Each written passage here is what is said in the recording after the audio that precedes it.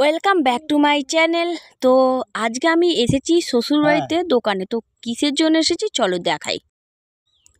তো চলে এসেছি 24পুর বাজারে তোমার দাদার সাথে শাখা কিনতে, কারণ আমার ইচ্ছে ছিল আমি আমতাতে এসে শ্বশুরবাড়ির ওখান থেকে শাখা পরবো বলে, কারণ ওখানে না সবাই বলে যে যে শাখার দোকানটা আছে ওখানে শাখাগুলো খুব ভালো, দাম কম হলেও সেটা ফ্যাক্টর না, কিন্তু কোয়ালিটিটা ভালো।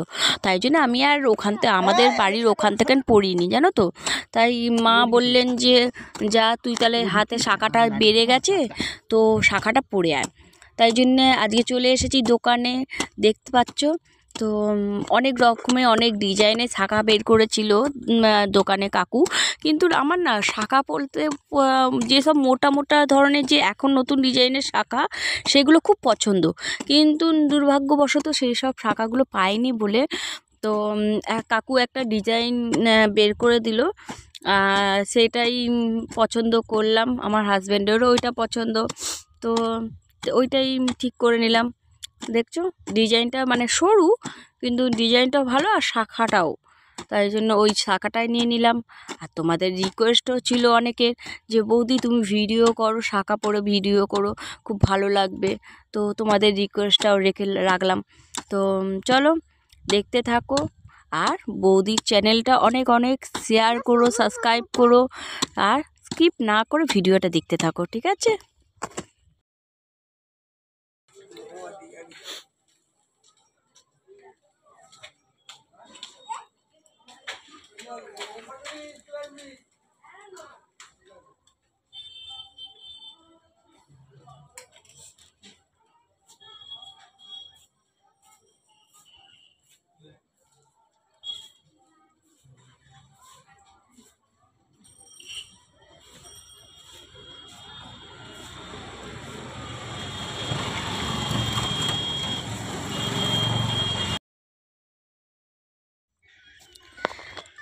আপাতত শাখাটা পরানো স্টার্ট করেছে কাকু।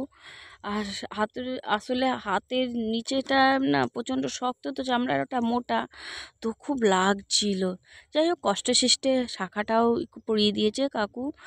আর চলো আমার শাখা পরা তো কমপ্লিট, কীরকম লাগছে আমাকে কমেন্ট করে জানাবে, বুঝেছো তোমরা? আর তোমরা যদি না জানাও তাও আমি তো বুঝবই না। তো অনেকেই বলেছিলে আমাকে যে আমি যাতে শাখা পরে ভিডিওগুলো করি, তো তোমাদের রিকোয়েস্ট রাখলাম আর একটু কষ্টও করলাম। যাই হোক চলো, এরপর আবার তোমাদের সাথে গল্প করা যাবে, পরের ভিডিওগুলো আবার দেখো তোমরা।